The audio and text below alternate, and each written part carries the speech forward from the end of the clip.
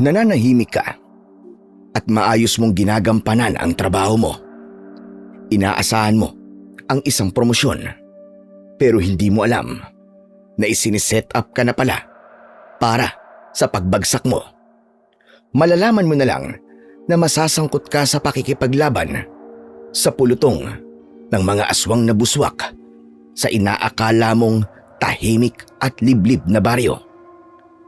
Ganito po ang nangyari sa akin, Sir Blair. Isang napakahirap na sitwasyon at maraming hindi inaasahang pasikot-sikot. Dati po akong isang SAF commando. Kung paano po ako napadpad sa baryo ng Lagayas sa tipo-tipo Basilan. Napaharap sa pulutong ng mababangis na mga buswak at kung paano ko sila natalo ay hayaan po ninyong ilahad ko sa inyo. Morden po pala ang pangalan ko, Sir Blair. At ito ang aking kwento. The Voice Addict.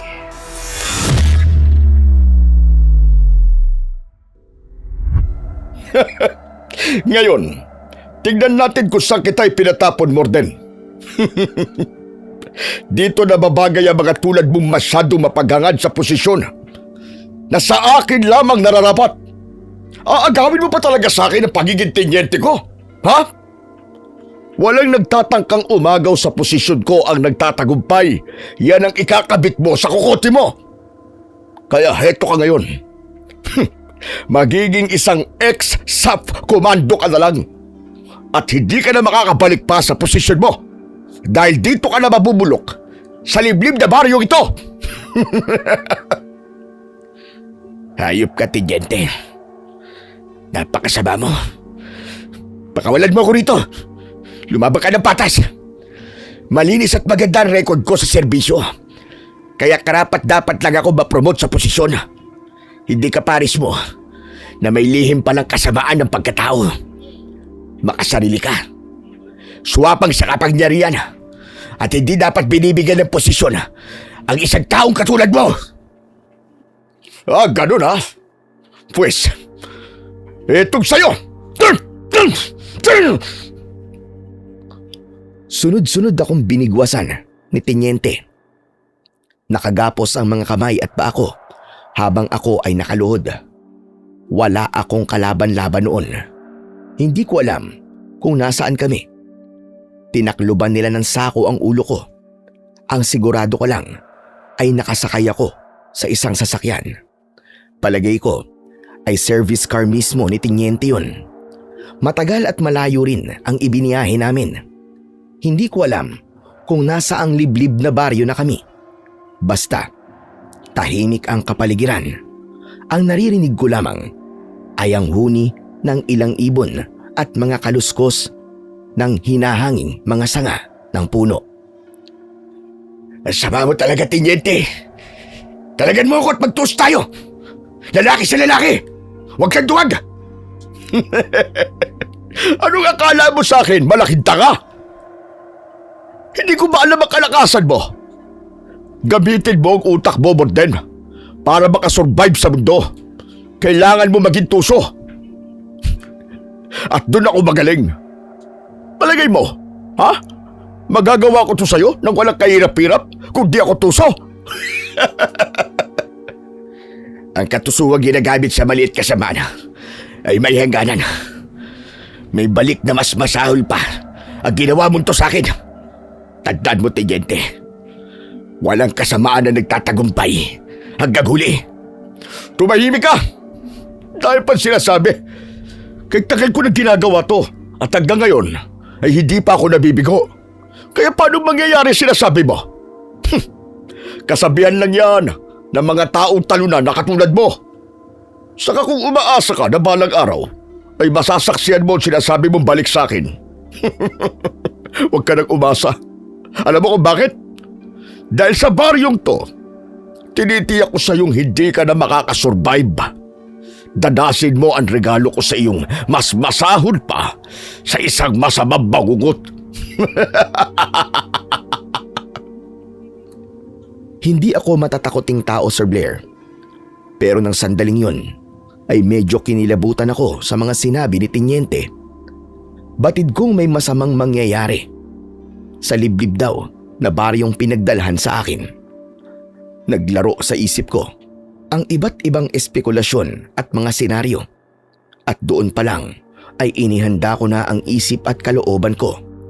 Ipinasya ko ring manahimik na lang at baka kung ano pa ang maisipang gawin sa akin ni Tiniente at ng mga tauhan nito.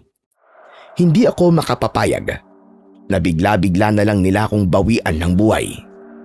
Pero kapag nakahanap ako ng pagkakataon, ay kailangan ko na makiganti. Oh, ano yan? Ha? Bakit bigla ka natahimik dyan? Angasan mo pa ako! Mag-angas ka pa! Oo na, Tiniente, panalo ka na. Sayong-sayo na ang posisyon mo. Ako na ang talunan. O ano, masaya ka na? Yan! Very good! Ganyan sana nung una pa lang. Nakontento ka na lang sana sa pagiging sarhento mo. Ang kaso huli na eh. Narito ka na sa puntong hindi na maibabalik pa sa dati. Tiniente, baka naman pwede pa nating mapag-usapan to. Nakikiusap ako. Atin-atin lang to, hindi to makakalabas. Hindi ko ipagsasabi kahit kanino. Hindi ko na rin tatangkay pang bumalik sa pagkakomando ko. Mamumuhay na lang ako ng tahimik na tulad ng isang ordinaryong mga tao. Pakiusap, Tiniente. Okay. Madali lang naman akong kausap eh. O siya mga kasama, ibaba nyo na ang basurang pids na ito. Sugatan nyo rin para umalingasaw ang malansagang dugo at para maamoy kagad siya ng mga dapat makaamoy sa kanya. Pagkatapos, ay bilisan nyo sumakay at aalis din tayo dito kagad. Dali nyo! Hindi tayo pwedeng maabutan dito ng dilim. Tiniente, sandali! Tiniente, pakiusap! Huwag niyong gawin sa akin to! Huwag niyo akong iwan dito, Tiniente! Tiniente! Tiniente! At tuluyan na nga akong marahas na ibinaba ng mga kasamahan ni Tiniente. Sa kada pagpupumiglas ko at pagtatangkang pumalag ay sunod-sunod na tadyak at sapak ang natatamo ko mula sa mga tauhan niya. Maawa kayo sa akin mga kabaro. Bakit niyo ginagawa sa akin to? Pakawalan niyo ako! Tiniente Gordon! Tiniente, nakikiusap ako sa'yo! Tiniente! Pagkabagsak sa akin sa mabatong lupa ay hindi pa nakontento ang mga kasamahan ni Tiniente. Naramdaman ko pa ang sunod-sunod na mga hiwa ng kung anong matalas na bagay sa kung saan-saang parte ng katawan ko. Sa mga braso, sa mga hita, sa dibdib at sa likuran ko. Makaraan ay may kung ano pa silang ipiniga sa mga sugat ko. Dahilan para makaramdam ako ng sobrang hapdi. At talagang napasigaw ako. Ah! Mag-ahayop kayo! Anong ginawa niyo sa mga sugat ko? Ah! Ah! At bago tuluyang umandar ang kanilang sasakyan, ay narinig ko pa ang huling sinabi ni Tiniente kasabay ng malutong na tawanan ng mga kasamahan nito. Pwe! Basura! Ngayon, tignan natin kung matatakasan mo pa ang sitwasyon mo. Isang pista ang mangyayari dito maya-maya. Kawawang Morden. Paalam, buddy. Pwe! Tiniente! Tiniente, huwag niyo akong iwan! Pakawalan niyo ako dito! Tiniente! Tiniente! Ngunit tuluyan ng humarurot ang sasakyan. Naiwan ako na hindi alam kung ano ang gagawin. Ni hindi man lang inalis ang sako na nakatalukbong sa ulo ko. Maging ang mga gapos ko sa kamay at paa ay hindi rin kinalag. Nagmistula akong uod na pakiwal-kiwal. Hindi ko alam kung paano ko matatakasan ang sitwasyon ko. Hanggang sa maisipan kong sumigaw at humingi ng tulong. Baka sakaling may tao sa paligid ang makarinig sa akin. Tulong! Tulong! Tulungan niyo ako! May tao ba riyan? Saklolo! Matapos ay saglit akong tumigil at nakiramdam. Hanggang sa walang ano-ano ay nakarinig ako ng mabilis na mga kaluskos. Hindi ko alam kung ano ang dapat kong maramdaman nang mapagtanto kong papalapit ang mga ito sa akin. Kasunod nito ay mga bulungang unti-unting lumilinaw. 2 tao ang papalapit. Isang matanda at isang bata. Bilisan mo, Orlan. Kalagan mo siya kagad. Dali. Ako na ang bahalang magbantay sa paligid. Dali na. Habang hindi pa nagsisimulang lumatag ang dilim. Grabe, Lola. Duguan po siya. Mukhang mabilis tayong masusundan nito ng mga buswak. Delikado po tayo. Kaya nga bilisan mo habang may oras pa. Daraan tayo sa sapa para mahugasan ang mga sugat niya. Una nilang tinanggal ang sako na nakatalukbong sa ulo ko. Tumambad sa akin ang itsura ng maglola. Medyo nagulat pa nga ako. Pareho silang nababalot ng mga baging na may mga dahon-dahon pa. Para silang mga taong baging. Sino kayo? Bakit ganyan ang mga itsura niyo? Mga katutubo po ba kayo rito? Saka, nasan po ba ako? Anong lugar po ito? Saka ka na magtanong, iho. Kailangan madala ka muna namin sa ligtas na lugar. Iuuwi ka muna namin sa bahay. Delikado ang pakalat-kalat dito sa lugar na ito na pinamumugaran ng mga buswak. Buswak? Ano pong buswak? Saka na kita sasagutin. Kailangan muna nating magmadali. Tsak na naaawi na nila kayo ng dugo mo. At kagad ka nila pupuntahan dito, sigurado yun. Pasalamat ka na lamang at namataan namin ang nangyayari dito kanina. Kung hindi, ay lagot ka talaga. Lola, tara na po. Nakalagan ko na po siya. Naku, alerto kayo. Parang may narinig po akong paparating ng mga kaluskos. Baka mga buswak na po yun. Diyos ko po. Hala, magmadali na tayo. Makakalakad ka pa ba ha? Mukhang napakabigat mo pa naman. Mukhang mahihirapan kami sa'yo na bitbiting ka. Kaya ko pa naman po maglakad. Masakit lang po buong katawan ko at mga sugat ko. Mabuti kung gayon at makakalakad ka naman pala. Teka, pahiran ko muna pala ng pagontrang langis ang mga sugat mo para kahit papano ay mabawasan ang amoy ng dugo mo.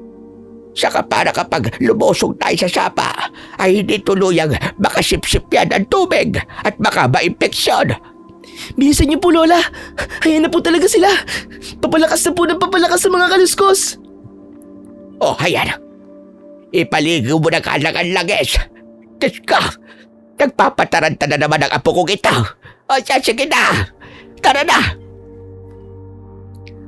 Nang nagmadali na kaming lumakad, ay palinga-linga ako sa paligid. Napansin kong nagsisigalaw ang mga palumpon ng halaman at maging ang bandang itaas ng nagtataas ang mga puno. Para bang may kung ano ring gumagalaw sa ilalim ng lupa dahil maumbok. Iniisip ko ng sandaling yon ay kung ano ba ang itsura ng mga buswak. Tao kaya ang mga to? Hayop o ibon? O baka naman isang halimaw? Bilisan pa natin, Lola. Tignan niyo, papasimula na po ang takip silim. Oo na, apo. Nagpapakabaka talaga eh. Oh, ayan na. Malapit na tayo sa sapa. Yung bangka-bangkaan ba natin ay inihanda mo, apo? Opo. Kaya lang baka hindi po tayo kayaning 3. Ang laki po ng tao nitong kasama natin eh. Baka lumubog po ang bangka-bangkaan. Diyos ka, paano ba ito? Marunong ka naman siguro lumangoy, iho. Opo, marunong po ako. Malalim po ba ang sapa? Aba ay oo naman. Kaya nga may bangka kami. Sa mababaw lang marunong lumangoy ang apo ko. Ako naman din matanda na. Madaling pulikatin kapag lumalangoy. Saka tama-tama. Mas hindi ka maaamoy ng mga buswak kung perming nakalubog ka sa tubig. Hay na po ang bangka, Lola. Tara na po, sumakay na po tayo, dali. Hay na po mga buswak, naglilitawan na po sila. Paglingon namin ng matanda sa ingininguso ng bata ay nakita ko ang ilang kalalakihan na katakatakang umaahon mula sa nakaumbok na lupa.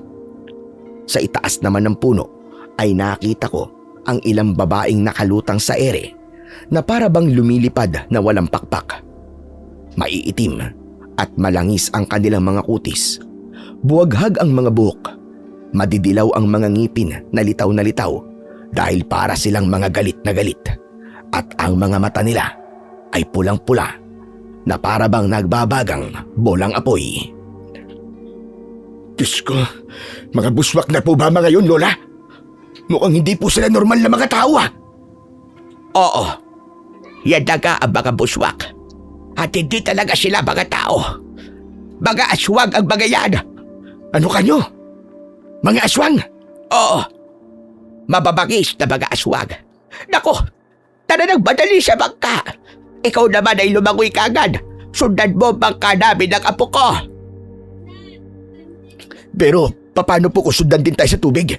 Baka mabilis sila lumangoy at maabutan kagad tayo. Hindi. Takot silang lumusong sa tubig. Kaya sa sapa kami madalas dumaan ng apo ko. Ganun po ba? O sige, tara na ho. Mukhang galit na po sila. At gutom na din ika mo. Kaya apurain mo. Mahirap nang mahuli nila tayo. Napaka-brutal manlapa ng mga yan. Talagang pagpipira-pirasuhin nila ang mga laman natin. Eto na, Lola, sumampa na po kayo sa bangka. Kayo rin po, lumusong na po kayo sa tubig, bilisan niyo po. Morden. Kuya Morden ang itawag mo sa akin. Ako naman si Mirang, iho. Lola Mirang ang itawag mo sa akin. Ay, Diyos ko! Sa likod mo, Martin! Lariyan lang isang lalaking buswak! Lumusog ka na, bilis! Sa pagka-alerto ay hindi na ako lumingon pa. Pabigla kagad akong tumalon at lumangoy sa sapa.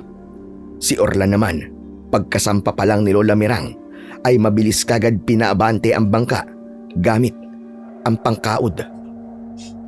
Habang sinusundan ko sila ay tumitingala ako sa itaas namin sa pangambang baka sinusundan din kami ng mga babaeng buswak na lumilipad sa ere. Hanggang napansin ako ni Lola Mirang. Anong tinitingala mo, Morden? Alam ko na. Inaalala mo siguro masusundan din tayo ng mga babaeng buswak. Nagkakamali ka. Hindi nila tatangkaing lumipad sa itaas na mga anyong tubig. Parang salamin ng tubig. Takot sila dahil malulula sila at mahuhulog kapag nakita nila ang kanilang sariling refleksyon. Kahinaan nila ang tubig. Ganun po ba? Lola, mga babaeng buswak lang po ba ang nakakalipad? Ano naman po ang kakayahan ng mga lalaking buswak? Nakikita mo ang gumagalaw na mga nakaumbok na lupa kanina na umahabol sa atin. Yun naman ang mga lalaking buswak. May kakayahan silang humukay at gumalaw sa ilalim ng lupa. Ang mga babae ay sa hangin kumikilos. Ang mga lalaki naman ay sa lupa. Malaabwak sila. Nakakatakot silang sumalakay, lalo na sa gabi. Mahirap silang babalayan. Lola, maisip ko po pala. Paano po kung bading o tomboy ang buswak? Mababaliktad po ba ang kakayahan nila? Ay, hindi ko alam yan na po. Wala pa tayo nakakaharap na bading o tomboy na buswak. Saka pa lang natin malalaman kapag may aktwal na tayong nakaharap. Saka pwede ba, pambihira ka? Huwag kung ano-ano ang naiisip mong itanong. Pagbutihin mo na lang ang pagkaon mo. Mahirap na sumemplang pa tayo. At baka mamaya tumawid-tumbang ka at malunod tayo pare-pareho. Si Lola naman parang naisip ko lang eh. Akala ko po kasi alam niyo ang lahat ng bagay. Na hindi rin po pala kayo alam. May katangahan din po pala kayong tinatago, Lola. Aba, bakit? Buswak ba ako para malaman ko ang lahat ng tungkol sa mga aswang na yon? Hayaan mo, kapag naging buswak ako, masasagot ko rin ang mga tanong mo. Kaya lang, ay ikaw ang unang-una kong lalapain. La, si Lola, paano di na mabiro? Tsaka parang di niyo po ako paboritong apo niyan ah. Hala, Lola, lumalabas na po ang sungay niyo. Kaso nga lang kulukulubot at kamoy lupa. He! Tatanda ka rin namang loko-loko kang bata ka. Ay nako, Morden iho. Ganito lang talaga itong kulokoy na apo kong ito. Madalas akong pikahin. Masanay ka na sa kanya. Ewan ko ba kung kanino nagbana ang isang ito. Kanina pa po ba? Malamang po sa inyo. Kayo na lang po kaya ang kapamilya ko. Maya-maya pa ay nagulat kami nang bigla na lang may kung anong tipak ng lupa ang humagis sa tubig malapit sa banda namin. Kumuntikan pang masalo ng dulong bahagi ng bangka. Pare-pareho kaming naalerto dahil doon. Anak ng putya! Saan galing yun? Agad kong nilibot ng tingin ang buong paligid. Nanlaki ang mga mata ko nang mapansin ko ang ilang lalaking buswak sa gilid ng sapa. Ang ilan ay may buhat na tipak ng lupa at umaakmang ihagis ang mga yon sa direksyon namin.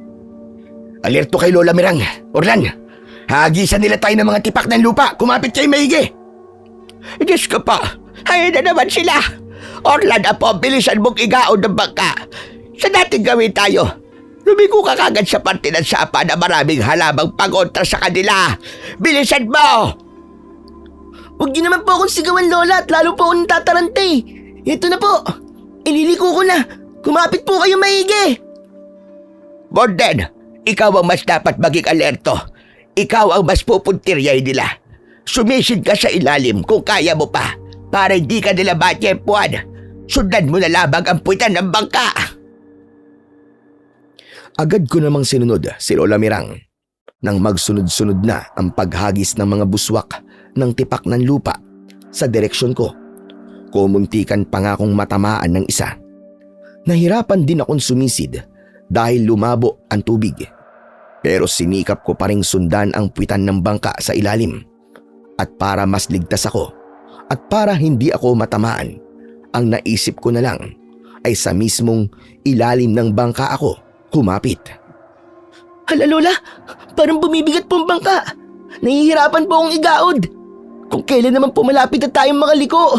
Naku naman oh, minamalas talaga. Shh! Huwag kang maingay, apo. Palagay ko ay kumapit si Morden sa ilalim ng bangka. Ganito ang gawin mo. Ilubog mo pa ng kaunti ang paggaod para makita niya ang direksyon tinatahak natin.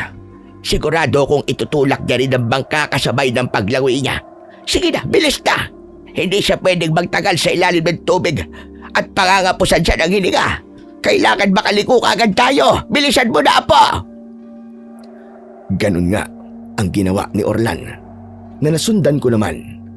Ngunit ng saktong pagliko namin ng bangka sa isang sanga ng sapa, ay saka pa biglang tinamaan ang gilid ng bangka. Dahil dito ay gumewang-gewang ito at nangangamba na tumaob. Diyos ka pa, apo! Manimbang ka! Hindi pwedeng tumaob ang bangka natin! Lola, kumapit po kayo maigi. Bumanda po kayo sa kanan. Tatagilid na tataob po ang bangka kung sa kaliwa po kayo babanda. Diyos ka pa! Ngunit tuluyan pa ring tumaob ang bangka. Nahulog sa tubig sina Lola Mirang at Orlan. Ang matanda ay todo kampay sa ilalim ng tubig. Ito ang kagad kong sinagip at isinunod si Orlan. Makaraan ay sabay-sabay kaming umangat sa tubig. Pare-pareho kaming todo hingal at pasinghap-singhap na sumagap ng hangin. Nang makabawi ng hinga, ay alerte kong muling iginala ang paningin sa paligid. Lalo na sa magkabila ang gilid ng sapa. Hinanap ko kung may mga buswak pang nakaabang. Medyo nag-aalala pa ako at napabilis ang pag-alalay sa maglola. Nang sa di kalayuan ay namataan ko ang ilang lalaking buswak. Pinipilit ding lumiko ng sapa ng mga ito. Ngunit kahit anong pilit ay parang may pumipigil sa kanila. Napansin kong umuusok ang mga katawan nila kapag may nasasagi na kung anong halaman sa banda ng kinaroroonan nila. Lagtas na tayo rito. Hindi na nila tayo masusundan pa rito, Borden. Hanggang sa bahay ay tuloy-tuloy na ang hilera ng mga halamang pangontra sa mga aswang na yon. Hala, sige na. Umahon na tayo sa banda roon at lakarin na lang natin ang pag-uwi. Malapit na tayo. Lumalatag na po ang dilim, Lola. Bilisan na po natin. Wala pa naman tayong dalang flashlight. Tapos yung mga pangontra natin, nahulog pa lahat sa tubig. Kuya Marden, bilisan niyo po. Ihaw niyo na po kami. Sinunod ko naman ang gusto nilang mangyari. Ngunit pagkaahon namin ay binalaan ko sila. Lola Mirang, paano pala yung mga babaeng buswak na lumilipad? Baka nakaabang din sila sa atin sa mga puno. Huwag mong alalahanin yun, iho. Orlan, kumuha ka kagad ng mga dahon ng tanglad na panghampas natin sa mga babaeng buswak. Hayon sa banda roon. Damihan mo, bilisan mo, Orlan. Teka, pangontra din po sa mga buswak ang tanglad? Oo. Isa sa pinakakinatatakutan ng mga babaeng buswak. Sa tuwing may hawak kaming tanglad, ay takot silang lumapit sa amin ng apo ko. Pupuluputan ka rin sana namin ng mga baging na makabuhay. Kaso ay wala naman sa banda rito. Sa bandang malapit sa bahay namin ang marami. Doon sila lalong hindi magtatangkang lumapit. Kung ganun, tara na pong magmadali na makauwi na. Pagod na rin po tayo. Isa pa po ay nagsisimula na pong kumirot uli ang mga sugat ko. Lola, ito na po. Nakakuha na po ako ng maraming dahon ng tanglad. O siya, paghatian na natin at tara na. Alerto pa rin kayo, ha? Baka babaya ay may desperadong babae buswak ang magtangka pa rin dumagit sa atin. Abay, mahirap na. Lalo ka na, Borden. Hindi ka pwedeng makuha na naman sa amin ng mga buswak. Makuha sa inyo? Teka, ano pong ibig niyo sabihin? Mamaya ko na sasagutin. Umuwi na tayo. Saka ko na ikikwento sa iyo ang lahat-lahat ng tungkol dito sa baryo ng Lagayas. Marami pa sana akong itatanong sa matanda. Pero sinarili ko na lang muna. Pati yung naririnig kong kakaibang pagaspas at mga huni sa taas ng mga puno ay hindi ko na itinanong. Inisip ko na lang na malamang ay mga babaeng buswak ang mga yon. Mabilis, ngunit maingat naming binagtas ang masukal na gilid ng sapa hanggang sa makarating kami sa munting dampa ng Maglola. Sa dami ng mga halaman sa paligid ay halos matabunan ito. Ituktok ng atip na lang ang nakikita na ginapangan na rin ng ilang baging. Nang makapasok kami sa loob, ay tumambad sa akin ang napakaraming kung ano-anong nakasabit sa mga dingding. May mga tirintas ng bawang, mga tangkay ng makabuhay, mga dahon ng tanglad at kung ano-ano pa. Halo-halo ang amoy ng mga ito, pero hindi masakit sa ilong. Sa halip ay nagustuhan ko pa. Agad akong inasikaso ni Lola Mirang. Hinugasan niya at nilapatan ng gamot na herbal ang mga sugat ko. Samantala, si Orlan naman ay pinagsaing ni Lola Mirang. Ganito ang buhay namin ng apo ko sa liblib na baryong ito. Hindi rin kami palalabas. Lumalabas lamang kami kung kinakailangan. Kung may mga kababaryo kaming nangangailangan ng serbisyo ko at kung mangangalap ako ng mga herbal na halaman. Siya nga pala. Isa pala akong albularya. Ikaw, base sa mga narinig ko, nag-inispatsa ka ng mga kalalakihan bandang una, tama ba? Isa kang sundalo o isang pulis? Opo. Parang ganun. Isa po akong SAF Commando. SAF Commando? Ano ba iyon? Bale, sundalo po. Kami po ang ipinapadala kapag may espesyal na operasyong kailangang isagawa. Kapag may mga kalamidad, kapag may mga rebelde, at kung ano-ano pa. Edi ibig sabihin ay marami kang alam sa pakikipaglaban at pakikidigma. Tama-tama pala na ikaw ang nailigtas namin ngayon ng apo ko. Ikaw nga, ang nakatakda. Ano? Ang nakatakda? Ano naman po ang ibig niyo sabihin na ako ang nakatakda? Umayos si Lola Mirang sa pagkakaupo sa tabi ko at humandang magkwento. Mukhang mahaba ang kanyang isasalaysay.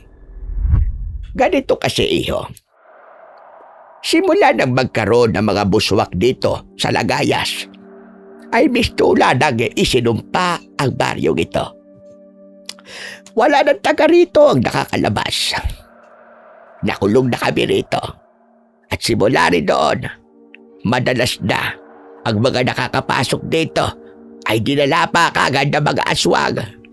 Kami mga taga dito rin ay para nilang mga alaga nilang hayop na hinahayaan nilang magparami para patuloy silang magkaroon ng supply ng pagkain. Dahil sa isa kong albularya, hindi kami makanti ng apo ko ng mga buswak. Alam ko kasi ang mga pangontra sa kanila. Hindi sila makalapit sa bakuran ng pababahay ko dahil sa mga tanim kong mga herbal sa paligid. Ngayon ay gusto kong tulungan ng buong baryo na makalaya sa sumpa ng mga buswak. Naganap ako na makatutulong ko mula sa mga kababaryo ko. Ngunit natuklasan kong halos markado na pala ng mga buswak ang lahat ng tao rito.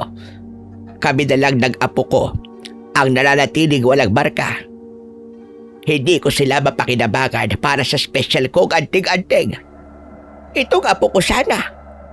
Pero napakabata pa niya. Saka, takot siyang lumaban sa mga buswak. Ako nga rin sana. Pero sa tanda kong ito, ay hindi na ako uobra para makipaglaban pa ng pisikalan. Pero, hindi ako nawalan ng pag-asa na makakahanap pa rin ako ng makatutulong ko. Kaya naman, ang naisip kong paraan ay mag-abang ng mga maliligaw rito sa baryo. Mga walang marka ng mga buswak. Pero hirap kaming makatsyempo ng apo ko. Agad kasing nako-corner at nalalapa ng mga buswak. Hanggang sa natuklasan namin ng apo ko na may mga taong malayang nakakapaglabas-masok dito sa baryo na hindi kinakanti ng mga buswak. Nagdadala sila rito ng mga tao na para mag-alay. Kung hindi mga kriminal, ay para bang mga katulad mo ng katungkulan. Ang huli nga bago ikaw na tinangka naming iligtas ay isa rin pulis. Pero sa kasapaang palad ay nakuha siya sa amin ng mga buswak nang hindi makinig sa babala namin ng apo ko na huwag lalabas ng bakuran ng pababahay ko. Habang nagkikwento si Lola Mirang, ay malalim akong napapaisip.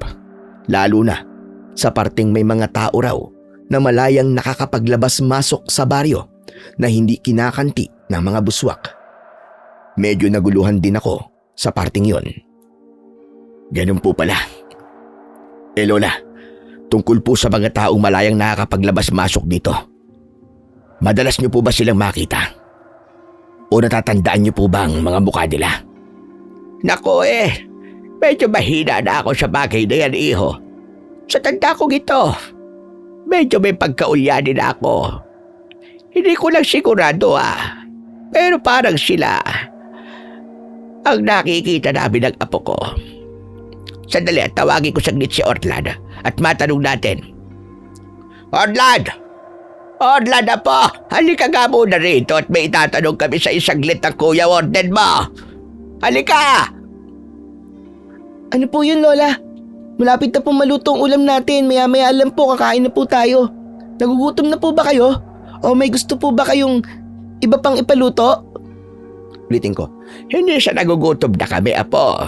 Itong si kuya mo kasi ay may gustong itanong.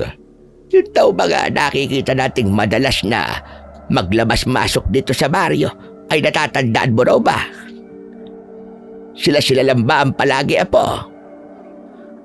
Yun po ba? Hindi naman po lahat palaging sila. Minsan po may bagong mukha rin po. Tulad na lang po nung grupong nagdala sa inyo rito, Kuya Morden. Yung isang pinakamayabang na parang leader nila ay kanina ko lang po nakita. Yung ibang mga kasama niya po ay mga dati na po nagpupunta rito. Bakit niyo po naitanong? Akala ko po ba'y kilala niyo yun? Sa pagkakatanda ko po di po ba Teniente Gordon po ang tawag niyo ron? Tama ka. Si Teniente Gordon ngayon. May masama at lihim na pagkatao pala ang hayop na yun. Lola Mirang, ang iniisip ko lang po, bakit po kaya malaya silang nakakapaglabas-masok dito sa baryo yung pugad pala ng mga buswak? Hindi po kaya isa rin siyang buswak? Ano po bang palatandaan ng isang buswak kapag nasaan yung tao? Parang sa normal na tao ang mga buswak sa umaga. Malalaman mo lang na buswak sila sa malapitan kapag tinitigan mo sila sa mata at umiiwas sila. Takot silang makipagtitigan dahil pagtagal ay malalantad ang tunay na hugis ng balintataw nila. Magiging parang sa mata ng pusa. Bigla kong napaisip doon at inalala kung natitigan ko ng matagal si Teniente Gordon. Pero kahit na anong alala ko, ay hindi ko pa kailanman nakitang naging parang pusa ang mga mata nito kapag nagkakatitigan ko ng matagal. Maging ang iba naming kasamaan ay gayon din. Kaya parang imposible na may mga buswak akong katrabaho sa SAF. Sa gabi po, Lola, ano naman po ang palatandaan ng isang buswak? Nako lantad na lantad sila sa gabi o kahit bandang 3:00 pa lang ng hapon at hanggang lumatag ang dilim. Nakita mo naman ang itsura ng mga tinakasan natin kanina, hindi ba? Mangitim-ngitim ang balat nila at naglalagis. Buwaghag ang mga buhok. Mamula-mula ang mga mata na ang balintataw ay parang sa pusa. Umbok ang mga bunganga dahil sa mga pangin nila at matutulis na mga ngipin. Ang mga kukurin nila sa kabay ay saksakan at tutulis. At nangingitib din, higit sa lahat, mababaho sila. Amoy parang ipot ng manok na may halong langis ng nyog at malansang dugo. Mukhang malabo pong buswak si Teniente Gordon kung ganun. Maging ang ibang kasamahan namin. Pero bakit po kaya malaya silang nakakapasok at nakakalabas dito sa baryo? Yun ang hindi namin alam. Kung hindi sila mga buswak tulad ng sinabi mo, siguro magkakasabwat sila. Madalas sila magdala rito ng mga tapon at parang alay na rin nila. Parang alam talaga nila na may mga buswak dito. Malalim akong napaisip sa mga nalaman ko. Naalala ko rin tuloy ang ilang mga kasamahan namin na bigla na lang nawala at hanggang ngayon ay hindi pa natatagpuan. Naisip kong malamang na may kinalaman doon si Teniente Gordon. Kung sakali magkasabwat nga sila, Lola, panahon na po siguro para tuldukan natin ang kasabaan nila. Hindi pwedeng magpatuloy ang masasama nilang gawain. Kailangan ding makalaya ang baryong ito sa kuko ng mga buswak. Kailangan natin silang lipulin. At ang Teniente Gordon na yun, mapatunayan ko lang na magkasabwat talaga sila ng mga buswak. Humanda siya sa paghihiganti ko. Sa gitna ng galit kong pagsasalita, walang ano-ano ay may kung anong kumalabog sa labas ng pintuan ng kubo. Kasunod nito ay merong mahinang ungol. Para bang may humihingi ng saklolo. Dahil dito ay gulat na sabay-sabay kaming napalingon sa banda ng pintuan. Lola, ano po yun? Mukhang may kung ano po sa labas ng pinto. May nakapasok po yata ang buswak sa bakuran natin. Delikado po, Lola. Imposible, Apo. Baka may naligaw lang dito na tao o kaya ay hayop. At teka pala, parang pamilyar sa akin ang tunog ng ungol niya. Tama. Baka yung iniligtas natin dati na isang pulis. Madali ka, Apo. Buksan mo ang pinto. Sandali, Orlan. Ako na magbubukas. Kumuha ka na lang ng mga pangontra. Abutan mo rin ako ng dahon ng tanglad. Pagbukas ng pinto ay nagimbal kami sa tumambad sa amin. Nabuwal pa ito sa harap namin. Isang dugo ang lalaki na puno ng kalmot. Nang biglang banggitin nito ang pangalan ko ay nagulat ako. Kaya naman ay dali-dali kong pinalis ang mga dugo sa mukha nito para makilala ko. Nanlaki ang mga mata ko nang mapagtanto kong isa ito sa mga kasamahan namin. Limuel! Anak ng putya, ikaw nga, Limuel! Ano may kagagawan sa'yo dito? At sino nagdala sa'yo dito? Diyos ka pa! Dali mo na natin siya sa loob. Malala ang lagay niya, Morden. Susundin ko sana si Lola Mirang, pero sinenyasan ako ni Limuel na wag ko na itong buhatin. Sinagot na lang nito ang mga tanong ko habang naghihingalo. Ayon dito ay pinagtulungan daw siya ng mga buswak, pero sinikap daw niyang tahakin ang papunta kina Lola Mirang sa pagbabaka sakaling makaligtas pa siya. Ang nagdala naman daw sa kanya sa baryo ay ang mga tauhan ni Teniente Gordon. Ito raw ang nag-utos na ipatapon siya. At bago tuluyang napugto ang hininga nito, ay nakiusap pa sa akin na ipaghiganti ko raw ito sa hayop na si Teniente. Ang hayop na Teniente Gordon na yun.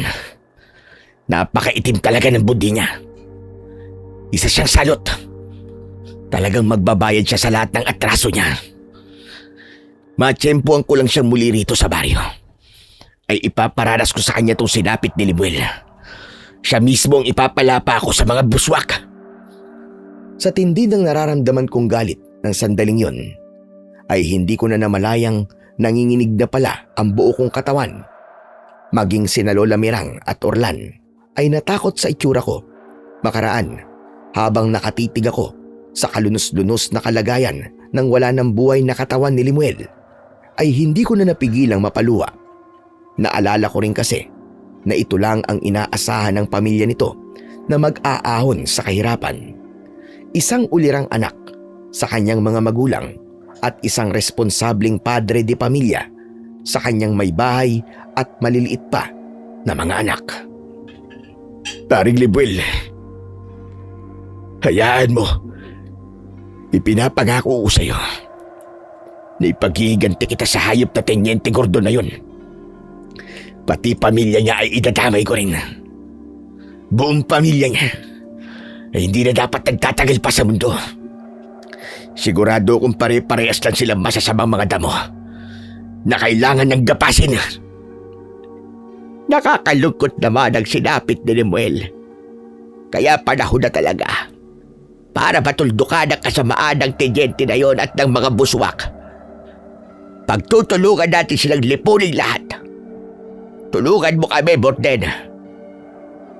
Tamang-tama po, Lola. Panahon na po para ipagkaloob niyo po kay Kuya Morden ang anting-anting niyo. Siya na po talaga ang nakatakda. Nang gabing yon, ay pinagtulungan namin ni Lola Mirang na linisin ang katawan ni Limuel. Dahil isang albularyo ang matanda, ay inimbalsa mo nito ang katawan ng kabaro ko gamit ang mga herbal na halaman. Nagsagawa rin ito ng ritual at orasyon. Pinaliguan din ng pangontrang langis si Limuel bilang proteksyon daw at para hindi natangkain pang kuhanin at di na mapakinabangan pa ng mga buswak kapag pinaanod na namin ito sa sapa kinabukasan. Nang gabi rin yun, ay ipinakita na sa akin ni Lola Mirang ang sinasabi nitong anting-anting. Isa itong medalyong tanso na may nakaukit na simbolo na hugis kidlat at sa ilalim nito ay isang kataga sa wikang Latin. Ito ang anting-anting ko, iho. Ito ang inaasahan kong lilipol sa lahat ng mga buswak sa baryong ito. Oras na magising itong muli ay humanda sila. Isa-isa nitong aalamin ang mga kahinaan nila at tutuklas ng mabibisang pangontra laban sa mga buswak. Ngunit hindi ito gagana. Maliban kung ang magpapagana nito ay nagtataglay ng lahat ng kalidad na kailangan para ito ay magtagumpay. Sa tingin ko naman ay nasa iyo ang lahat ng kalidad na kailangan. Kwalipikado ka sa pisikal. Galit ka rin sa kasamaan. At tingin ko rin ay maalam ka sa maraming bagay sa pakikipaglaban. Dahil sabi mo nga ay isa kang komando. Paano po yan mapapagana? At paano po malalaman kung talagang kwalipikado po ako para dyan? Kailangan ng ritual, iho. Handa ka naman tanggapin itong anting-anting at ang responsibilidad na iaatang sa iyong balikat. Kung handa ka na, sisimulan na natin kaagad ng ritual. Handang-handa na po ako, Lola. Sa tingin ko hindi po na... Handang-handa na po ako, Lola. Hindi na po natin dapat pampatagalin. Ang puwersa ng kasamaan habang tumatagal po ay tumitindi at mas humihirap pong talunin. Tama ka riyan. Kaya simulan na natin ang ritual. Orlan na po. Dalhin mo sa akin ang mga kailangan ko sa ritual. Alam mo na ba ngayon? Sige na, bilisan mo. Teka po, Lola. Heto na po. Kanina ko pa po talaga inihanda dahil parang alam ko na po mangyayari. Excited na po ako malaman kung paano po gagana ang anting-anting nyo. At sinimulan na nga ni Lola Mirang ang pagritual. Naglatag siya ng itim na tela sa ibabaw ng lamesa at pinatungan ng puting tela. Makaraan ay inilapag sa sentro nito ang medalyon habang may inuusal. Ang kadiliman at kasamaan ay kailangan takpan ng liwanag at kabutihan. Kailangan ng italaga ang nakatakda. Ang maglalapat ng katarungan at ang magpapanumbalik ng kaayusan at kapanatagan. O mga diwata ng kalikasan, magsiparito kayo at isagawa na natin ang nararapat. Siya nawa. Siya nawa. Siya nawa. Sumunod ay pinahiran ni Lola Mirang ng manilaw-nilaw na langis ang medalyon. Pinunasan din niya ito at pinakintab gamit ang isang panyo na kulay asul. Maingat ang bawat galaw ng mga kamay ng matanda. Magsanib puwersa nawa ang lahat ng enerhiya ng kabutihan. Ating lipulin ang ugat ng kasamaan.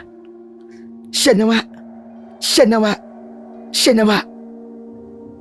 Ang sumunod namang ginawa ni Lola Mirang ay dinampot ang isang bagong hasa na balaraw at sa gulat ko ay bigla niyang hiniwa ang kanyang palad. Pinatakan niya ng dugo ang medalyon at umusal ng orasyon sa wikang Latin kasabay ng pag-usok ng nakaukit na salita sa medalyon. Matapos naman ng pag-usok, bigla ay bahagyang umuga ang lamesa. Ano pat nakakapit ako rito ng maigpit. Pagkaraan ay nakita kong unti-unting umiilaw ang medalyon. Kumislap sa tuwa ang mga mata ni Lola Mirang. Napangiti siya ng malapad at lumitaw ang halos puro gilagid na lang. Gusto kong matawa pero hindi ko magawa dahil seryoso kong sinasaksihan ang nagaganap sa medalyon. Sa wakas, naganap na! Ngayon naman ay malalaman na natin kung magugustuhan ka ng medalyon bilang tagapagdala nito. Morded, ilahad mo ang iyong kanang palad sa aking harap. Nanginginig ang palad ko nang ilahad ko ito sa harap ni Lola Mirang. Napabungis-ngis pa ang matanda. Nang hawakan ito na para bang kinikilig, dinampot nito ang umiilaw na medalyon at dahan-dahang ipinatong sa palad ko. Oras na ba ilapag ko ito sa palad mo, iho? Ay pakiramdaman mong maigi. Kapag nakaramdam ka ng malamig na enerhiya na parang kumukurot-kurot sa palad mo, ibig sabihin ay tinatanggihan ka ng medalyon. Kulang ka sa kwalifikasyon. Kapag naman mainit-init na enerhiya na magsisimula kagad na gumapang paakyat sa kamay mo, ibig sabihin ay tanggap ka nito. Hayaan mo lang itong gumapang at lumukob sa buo mong pagkatao sa bawat himaymay ng laman mo. Pero paano po? Kung parang maligamgam po ang mararamdaman ko. Ano naman po ang ibig sabihin? Ibig sabihin ay hindi ka nito matimbang. Pero hindi nangyayari ang ganon. Matalas makiramdam ang medalyon. Palaging dalawa lang ang opsyon nito. Alinman sa tanggapin ka o tanggihan. Heto na. Ilalapat ko na sa palad mo. Naku, sana po ay matanggap kagad si Kuya Morden. Wala na po siguro tayong makikitang katulad niya, Lola. Kapag hindi pa rin siya, Diyos ko, ewan ko na lang. Sa wakas, nang tuluyang mailapag ni Lola Mirang ang medalyon sa palad ko, ay nanlaki ang mga mata ko. Nang kagad ay naramdaman ko ang mainit-init na enerhiya na para bang sinisip-sip ng palad ko. At tulad nga ng sinabi ni Lola Mirang, agad nga itong gumapang paakyat sa kamay ko hanggang sa tuluyang kumalat sa aking buong katawan. Tanggap po ako ng medalyon, Lola. May mainit na enerhiya pong gumagapang sa kamay ko. Kumakalat din po sa buong katawan ko. Talaga? Salamat! Dumating na nga ang hinihintay namin ng apo ko. May tatalo na sa puwersa ng mga buswak. Yay! Babata at gaganda at sexy na ulit si Lola. Pwede na ulit ligawan. Magkakalolo na ulit ako. Ano ka po? Ano ba pinagsasabi mo, apo? Siraulo ka talaga. Nakakahiya ka. Sus, kunwari ka pa po, Lola. Parang gusto nyo rin naman po yun.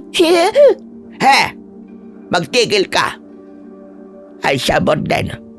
Ngayon ay humanda ka naman sa mga bagay-bagay na ilalandan sa iyo ng medalyon. Siguradong may matutuklasan ka kagad. At ano ba iyon, ay sabihin mo kagad sa akin para alam natin kung ano ang gagawin. Saka isa pa pala, ganitong gumana na ang medalyon.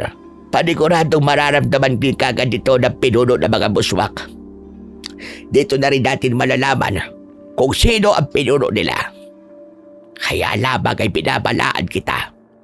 Mula ngayon ay magiging mainit ka na sa mga buswak. At syempre damay na rin kami doon ng apo ko. Obligado ka na ngayon na protektahan din kami. Naku, Lola, di ibig sabihin po, kailangan din natin paghandaan ng lahat. Kailangan nating mas damihan pa ang mga tanim natin sa paligid. Dapat din po tayo maganda ng mga sandata, maliban pa po sa mga pangontra nating herbal na langis. Tama ka, apo. Saka itong si Kuya Morden mo ay kailangan ko ring ituro sa kanya ang lahat kung paano lubusang paganahin ang lahat ng meron sa mutya. Kung kailangan ay magpupuyat-puyat tayo sa magdamag na ito. Maya-maya pa, habang nagpapalitan pa ng usapan ang maglola, ay para bang may otomatikong nagtutulak sa isip ko ng kung ano ang dapat gawin. Bigla ako naguluhan, kung kaya sinabi ko ito kagad kay Lola Mirang. Lola Mirang, bakit para po may nagtutulak sa akin nang dapat kong gawin? Normal lang po ba ito? Oo. Normal lang yan. Sa tuwing may importanteng dapat mong gawin ay uudyukan ka talaga kagad ng medalyon. Sundin mo lang at isagawa. Ano ba kasi ang parang itinutulak sa'yo na gawin? Tumayo ako at nilapitan ang bangkay ng kabaro kong si Limuel na bihis na nakalatag sa katring ipinasadya namin sa salas.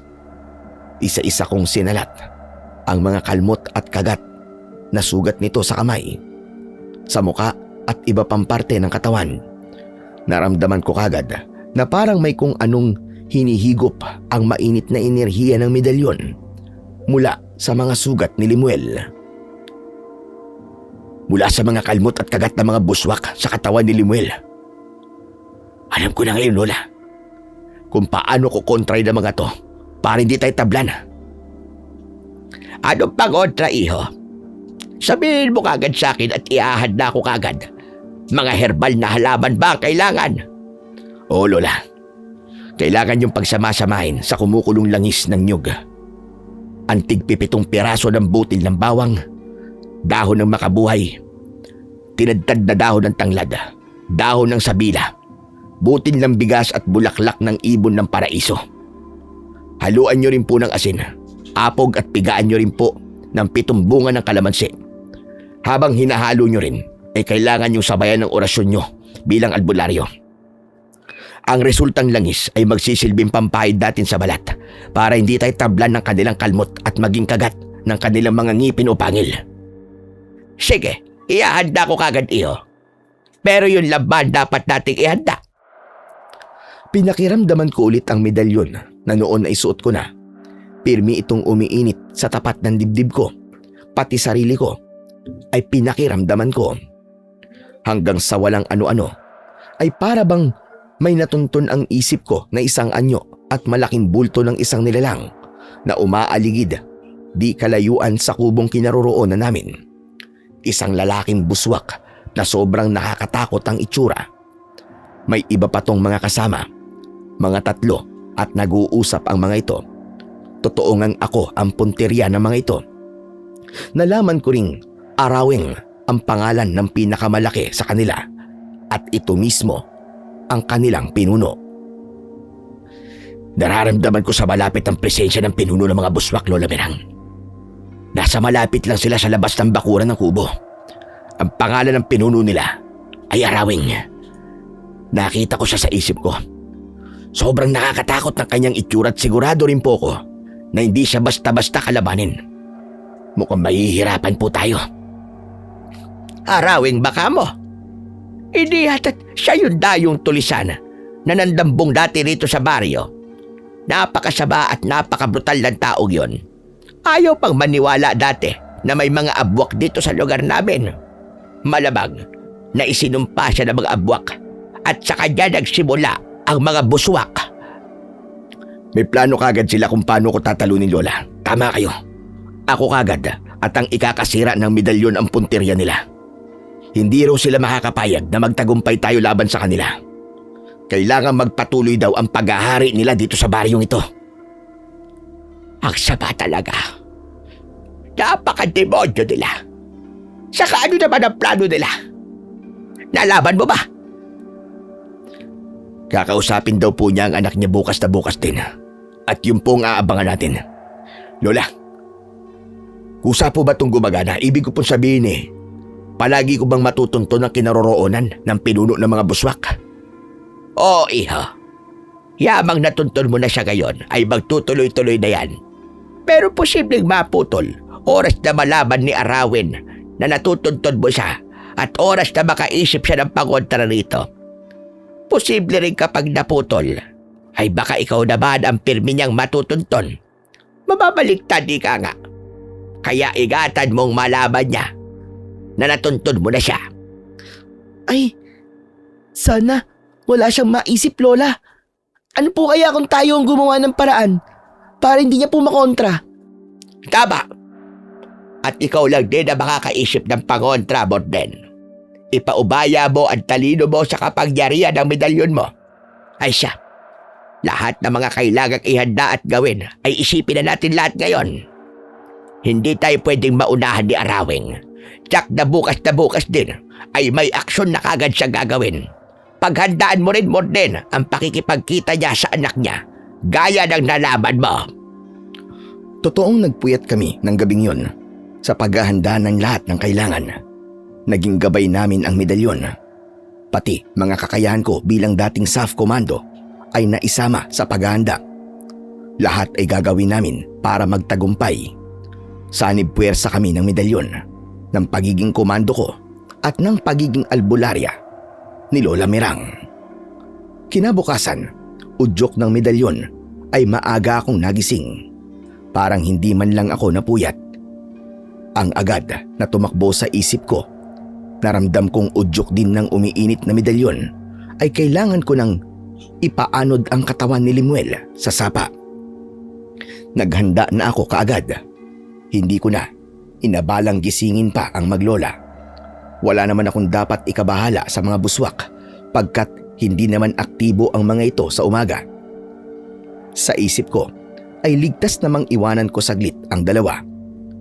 Pinasan ko ang bangkay ng kabaro ko at matapos kong isilid sa malinis na sako At para hindi ito lumutang, ay sinabitan ko ng pabigat ng malaking tipak ng bato. Sa bandang malalim na bahagi ng sapa ko pinaanod si Limuel. Naiiyak na inusalan ko ang bangkay nito ng huling paalam at munting dasal. Paalam, paring Limuel. Huwag kang mag-alala. Tutuparin ko ang pangako ko sa'yo na ipaghihiganti kita. May taglay na ako ngayon na medalyon at sinisigurado ko sa'yo na magtatagumpay akong lipunin ang lahat ng mga buswak sa baryong ito. Sa pamilya mo naman at sa mga magulang mo, sisikapin kong tulungan silang makabangon para sa'yo. At kung saan ka man paroroon ngayon, pagpalain ka nawa ng Diyos. Gabayan dinawa ko ng espiritu mo sa laban na ito. Ihingi mo ko ng basbas sa Panginoon. Muli, paalam, paring Limuel. Hindi kita malilimutan. Maya-maya pa, habang pinapahid ko ng palad ang mga luhang umagos sa pisngi ko, walang ano-ano ay biglang uminit na naman ang medalyong suot ko. Kasunod nito ay naramdaman ko ang presensya ng pinuno ng mga buswak na si Arawing. Nakikita ko ang itsura nito sa isip ko. Wala ito sa anyong buswak nito, nasa anyong tao. Malalim ako napaisip nang mapansin kong pamilyar ang mukha nito. Isang matandang bersyon ng kilala ko. Pero inisip ko na lang na nagkataon lang siguro na may pagkakahawig sila. Kasabay ng pagkakatuntun ko sa presensya ni Arawing sa di kalayuan sa kinaroroonan ko, ay may narinig naman ako ng mga kaluskos. Paglingon ko, sa isang banda ng sapa ay namataan ko si Teniente Gordon na hinahawi ang mga halaman sa paligid at tila ba may hinahanap. Kasama nito ang ilang mga tauhan nito. Sa pagkakita ko pa lamang sa Teniente ay umusbong na kagad ang matinding galit ko. Gusto ko na kagad makapaghiganti at pagbayarin ito sa sinapit ni Limuel. Pero pinigilan ko muna ang sarili ko. Hindi ako pwedeng magpadala sa bugso ng damdamin. Sigurado kasi akong may dala ang mga itong armas, samantalang ako ay wala. Kailangan kong pag-isipan ang bawat takbang na gagawin ko. Kaya naman ang ginawa ko ay nagtago na lang muna ako sa malagong palumpong ng mga halaman sa isang tabi. Magmamanman muna ako.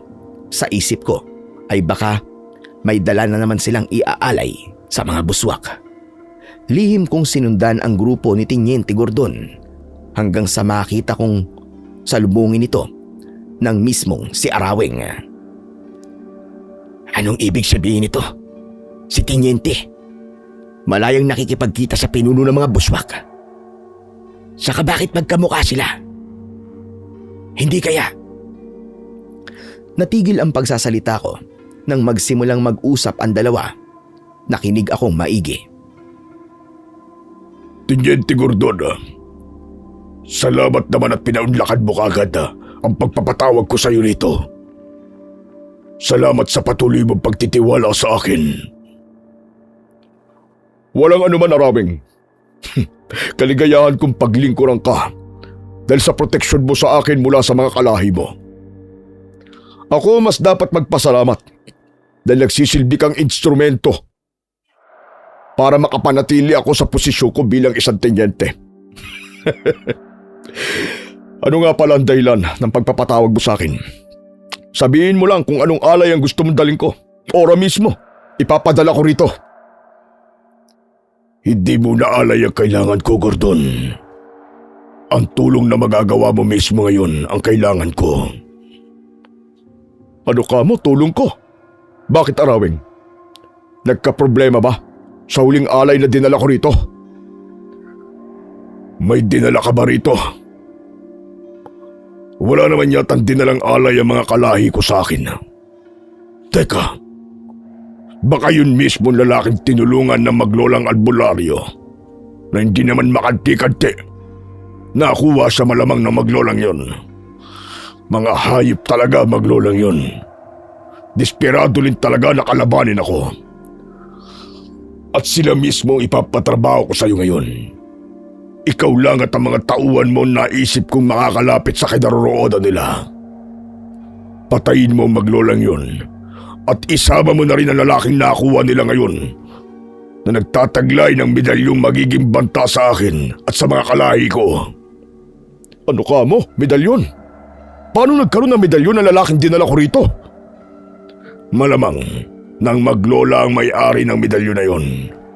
Isa rin sa dahilan kung bakit hindi kami makalapit-lapit sa kinaroroonan nila. Mukhang napagana na nila to. Kailangan makontra kagad yun o masira. Bakit nga ba ngayon ko lang naisip na ikaw ang pagtrabahuin laban sa maglolang yon? Kaya ngayon din, Gordon, puntahan mo sila at patayin para sa akin. Saan ang bahay na maglola, Arawing? Ituro mo sa akin at pupunta namin kagad ngayon din. Pati ang Morden na yun. Humanda siya sa akin. At itinuro naman ng pinunong buswak ang kinaroroonan ng kubo ni na Lola Mirang. Bago pa man kumilos sina Teniente Gordon ay inunahan ko na sila. Agad kong binalikan sina Lola Mirang at Orlan. Hindi pwedeng maabutan kaming tatlo sa kubo. Pagdating ko sa kubo ay agad kong ginising ang maglola. Takang-taka ang dalawa sa nakikitang pag-aalala at pagkataranta ko. Sandali nga, ano bang meron, Morden? Bakit ba aligaga ka? Saka ko na po ipapaliwanag, Lola. Kailangan muna nating magmadaling umalis dito sa kubo. Pupuntahan tayo dito ni na Teniente Gordon. Armado sila ng baril. Ililigpit nila tayo. Ano ka ba? Diyos ko! Ngayon mismo ay aalis na tayo. Paano yan? Kapag lumabas tayo ng kubo at ang bakuran ko ay wala na tayong proteksyon laban sa mga buswak, delikado pa rin tayo sa kanila kahit nasaan yung tao sila. At saka, saan naman tayo magtatago niyan? Naligtas tayo. Wala ba kayong alam na ibang lugar dito na ligtas? Halimbawa po, may kapilya ba rito o kaya simbahan? Walang kapilya o simbahan dito. Hindi relihiyoso mga tao rito. Kaya nga naging pugad na ng mga buswak ang lugar na ito. Alam ko na po, Kuya Morden, kung saan po tayo magtatago. May alam po akong munting kuweba po. Hindi po ganong kalayuan dito. Malapit lang po yun sa gilid ng sapa na maraming mga lamang kontra sa mga aswang. Hindi po tayo basta-basta mapapasok ng mga buswak doon. Sigurado ka ba riyan, Apo? Baka naman lalo lang tayo mapahabak doon. Sigurado po ako, Lola. Promise. Sigurado po nang ngiti niyong puro gilagid. Magtigil ka. Sabi ko na at kalokohan na naman yan. Seryoso ang sitwasyon natin, Apo. Kaya sumiryoso ka rin. Puro ka na lamang biro. Hindi nga po, seryoso po talaga ako, Lola. Bakit, Lola? Totoo naman pong puro kayo gilagid ah. Ganun katotoo ang sinasabi ko. Orlan, yun totoo. Manganganib na ang buhay natin, kaya nakukuha pa magbiro. Gusto mo bang mabaril tayong lahat, ha? Kapag nangyari yun, paano na tong baryo? Sino na ang lilipol sa mga buswak? Seryoso po, Kuya Morden. Totoo po sinasabi ko, bunting kuweba sa gilid ng sapa. Nadaanan na nga po natin yun eh. Nakalimutan ko lang pong sabihin sa inyo. Dahil nga po hinahabol tayo ng mga buswak. Saka ayoko pong mabaril ah. Hindi rin po ako papayag na hindi malipol ang lahat ng mga buswak dito. Kailangan maubos na ang mga pangit sa mundo. O siya, magbadali na tayo. Sigurado kung patawid na sila ng sapa. Maya-maya lang ay nariyan na sila. Kumilos na nga kami kagad. Paglabas namin ng kubo at makarating sa bakuran, sa parting maraming baging ng makabuhay, ay mabilis akong tumagpas ng marami. Naalala ko yung dating ginawa ng maglola na pinuluputan ang kanilang mga sarili ng baging ng makabuhay at nagmistulang mga taong baging.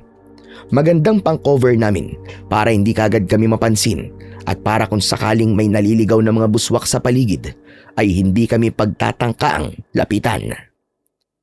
O yan, para may camouflage tayo. Ano pong camouflage, Kuya? Nakakain po ba yun? Masarap naman kaya yun. Hay nako, hindi ka makaintindi ng English, Apa.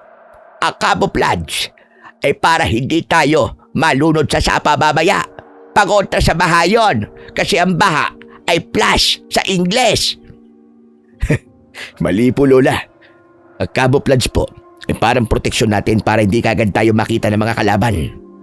Itong mga baging na ito na nakapulupot sa atin ay iisipin ng makakakita mula sa malayo na mga halaman lang talaga tayo.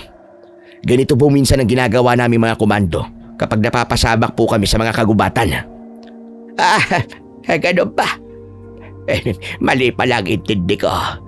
Magkatunog kasi. Pasensya naman. Si Lola nagmamagaling. Wala naman palang galing. Pang-albularyo lang po talaga kayo, Lola. Siya, tumigil ka. O siya, akayin mo na nga kami papunta sa sinasabi mong kuweba. Kapag wala talagang kuweba ay humanda ka sa akin. Makakatikim ka talaga ng karate sa akin, maniwala ka. Karate kayo dyan. Maroon din po palang magbantang nirarayuma ang buong katawan. Saka paano po kapag merong kuweba? Kayo naman po ang lagot sa akin. Babanatin ko po ng todo mula lupa hanggang langit yung kulubot yung muka. Buwisit ka. O siya, sige. Panalo ka na sa akin kung doon ka masaya. Saka tara na nga. Nagbabadali tayo kung ano-anong mga kalokohan ang ginagawa mo. Kapag tayo ang nahuli at nabaril, kasalanan mo. Saktong pagkatapos magsalita ni Lola Mirang ay nakarinig kami ng sigaw mula sa harapang bakuran ng kubo. Kami noon ay nasa likod bahay naman. Boses yun ni Teniente Gordon. Gordon! Lumabas ka riyan! Buhay ka pa palang, hayop ka! Ikaw at ang maglolang kasama mo! Lumabas kayo ngayon dyan! Ipakita ngayon nyo sa akin kung gaano kayo katatapang! Doon na kami tuluyang nagmadaling makatakas. Sunod-sunod pa kasing nag-warning shot sa ere ang hayop na Teniente. Ayun na sila! Tara na sa kuweba, bilisan natin! Ay! Ayan na mga putok ng barel! Diyos ko! Isipin ko pa lang ay parang ako na ang nababarel! Yung po ba ang putok ng baril? Nakakatakot po pala. Habang tumatakas kami, ay narinig pa namin ang huling utos ni Teniente Gordon sa mga kasamahan nito. Ayaw nyo lumabas, ha? Pwes, mga kasama, sunugin nyo nga kubo. Tingnan natin kung hindi pa sila lalabas ng mga lapnos na mga balat. At sa oras na lumabas sila, pagbababarilin nyo kagad. Walang dapat mamuhay sa kanilang tatlo. Yung iba naman sa inyo, galugarin nyo ang buong bakuran. Kailangan masiguro nating walang makakatakas sa kanila.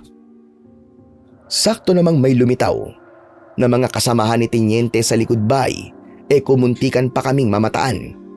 Agad kaming nagsiyuko para matakpan kami ng mga matataas na mga halaman sa paligid. Ganito ang gawin natin para hindi tayo makita.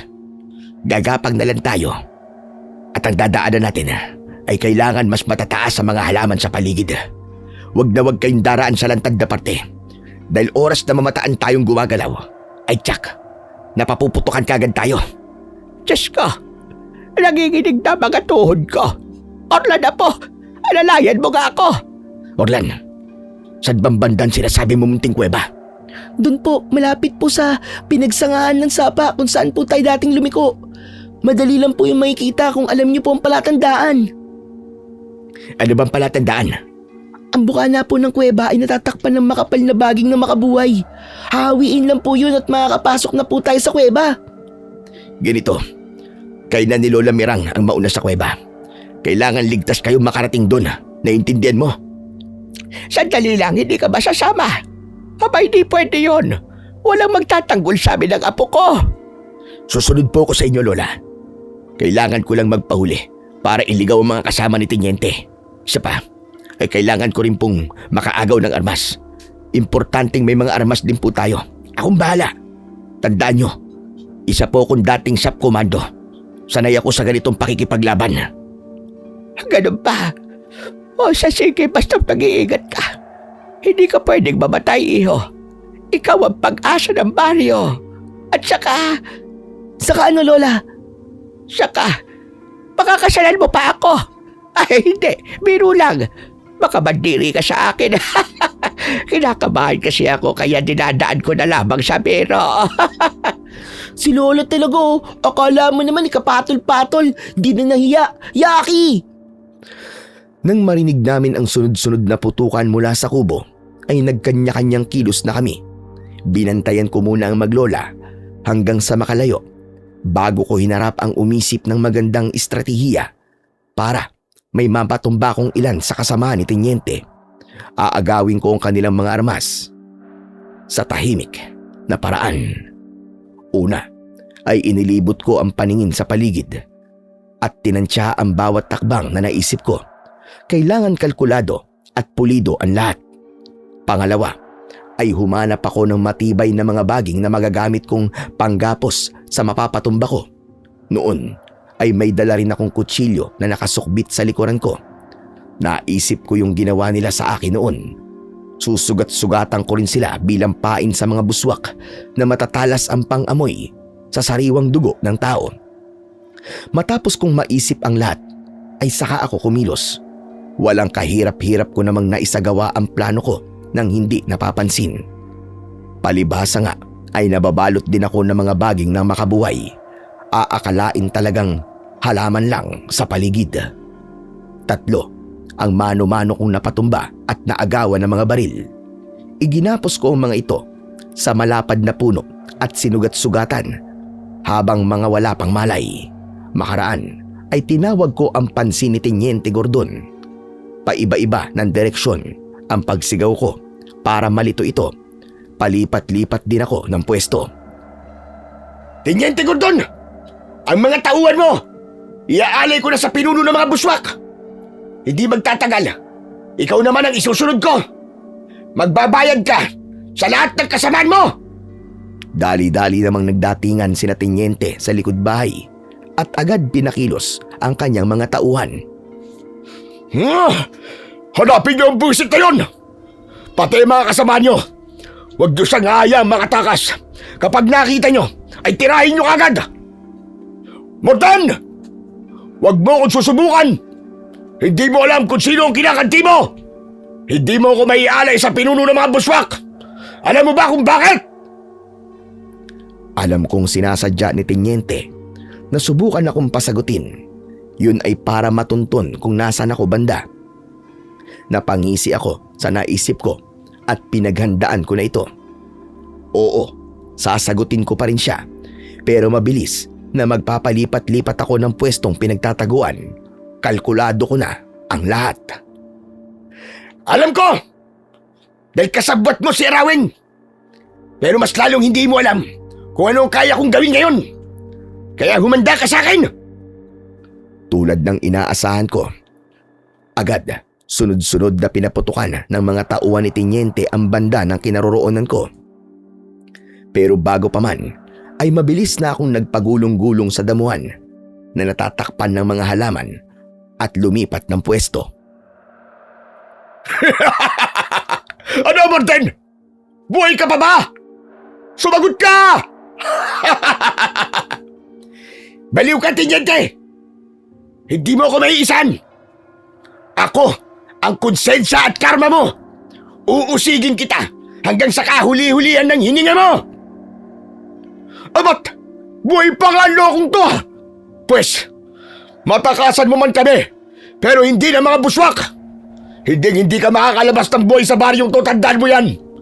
Ikaw ang umanda ngayon dahil tatawagin ko na si Arawin! Muling ipinag-utos ni Teniente. Naratratin ako sa pinagtataguan ko, pero naunahan ko na silang makakilos at makalipat ng pinagtataguan. Sumunod ay umalulong ng paatungal si Teniente. Palagay ko ay yun na ang hudyat nito ng pagtatawag kay Arawin at sa iba pang mga buswak. Dahil naman dito ay hindi na ako sumagot pa. Mabilis na akong tumakas at hinanap ang munting kuweba sa gilid ng sapa. Sa sapa na mismo ako dumaan sa pamamagitan ng paglangoy dito. Ngunit nang marating ko ang munting kuweba ay nagtaka ko nang wala akong nadatnang maglola roon. Ang sa halip na nadatnan ko ay isang nilalang na unti-unting lumilitaw mula sa kadiliman ng kuweba at nanlaki ang mga mata ko nang mamukaan ko kung sino ito. Walang iba kundi si Arawin mismo. Napapaatras na napakapa ako sa suot kong medalyon. Inaasahan kong dapat ay umiinit ito dahil sa presensya ng pinuno mismo ng mga buswak. Napailing-iling ako nang mapagtanto ko kung mukhang hindi gumagana ang medalyon. Mukhang nakokontra ito ng presensya ni Arawing. Sa takot ko, habang papalapit sa akin si Arawing, ay bigla kong itinutok dito ang isang baril na hawak ko. Huwag kang lalapit! Subukan mo! At papuputokin ko talaga ang dibdib mo! At nagulat naman ako nang biglang magsalita si Arawing. Dalawa ang boses nito. Una ay boses ni Lola Mirang. Pangalawa ay kay Orlan naman. Huwag, Morden! Kapag pinaputukan mo ang katawang ito, ay mamamatay kami ng apo ko at hindi na kami makakabalik pa sa dati. Kuya Morden, nasa loob kami ni Lola sa katawan to. Hindi ito ang totoong si Arawing na pinuno ng mga aswang. Ginagamit niya lang ang katawan namin para magkaroon din siya ng pisikal na katawan. Ayan kuya, kausapin mo siya. Siya na magpapaliwanag ng lahat. Nang muling magsalita, ang inaakala kong si Arawing ay kaboses na ito ng totoong si Arawing. Ako si Niwara. Ako ang kabaligtarang kambaldiwa ni Arawing. Umiral ako dahil sa sigaw para sa hustisya ng lahat ng mga nabiktima ni Arawing. Dito ako nananahan sa munting kuwebang ito na ako mismo ang lumika at tanging si Orlan pa lamang ang nakakatuklas nito. Dumating na ang panahon para wakasan ang kasamaan ni Arawing at ako ang makakatulong mo para sa misyon na yun. Kailangan magsanib puwersa ang kapangyarihan ng taglay mong medalyon at ako. Kaya pala hindi umiinit ang medalyon ko. Hindi ka pala kalaban. Pasensya ka na kung pansamantala kong gagamitin sina Lola Mirang at Orlan. Huwag ka mag-alala. Hindi ko hahayaang masaktan ng mga buswak o nilatinyente Gordon ang katawang ito. Ako ang bahala. Sa pamamagitan ko at ng medalyon mo, ay lilituhin natin sila. Magpapanggap akong ang totoong si Arawing at babaligtarin ko ang kanilang mga isip para sa lansakang paglipol sa kanila. Ako ang babaligtad. Ikaw naman ang lilipol. Pero parang hindi ako kumbinsido sa sinasabi nito. Medyo duda pa rin ako. Teka, paano ako nakakasiguro na mapagkakatiwalaan kita at talagang kakampi ka? Bakit hindi mo kapain ang medalyon mo at pakiramdaman ang inuudyok nito sa'yo? Hindi ka ba inuudyokan na magtiwala sa akin? Doon ko kagad naalis ang pagdududa ko nang kapain ko ang medalyon. Inuudyokan nga ako nitong magtiwala rito. Napayukod pa nga ako kay Niwara. Salamat. May pag-iiganti ko na rin ang kabaro ko at lahat ng naging biktima ng mga buswak. Ngayong parating na gabi mismo ay lilipulin natin ang lahat ng mga buswak. Sa loob ng munting kuwebang yon ay halos maghapon naming pinagplanuan ang lahat ni Niwara. Bawat takbang ay pinulido namin. Hindi kami pwedeng magmintis dahil kung hindi ay manganganib ang mga buhay ni Lola Mirang at Orlan. Hindi ako makakapayag na hindi na sila makabalik sa dati. Utang ko sa kanila ang aking buhay dahil sa pagliligtas nila sa akin sa kamay ng mga buswak. Nang mag-alas 3 na ng hapon ay dito na namin sinimulan ang lahat. Sa pamamagitan ng medalyon ay tinalunton ko kung nasaan na si Arawing. Nalaman ko naman kagad pagkat hindi ito gaanong nalalayo sa kinaroroonan naming kuweba. At tulad ng palagay ni Niwara, kasama na nga nito si Teniente Gordon at ang mga tauhan nito. Tinitipon na rin nito ang mga buswak sa planong paggahanap sa amin sa buong baryo.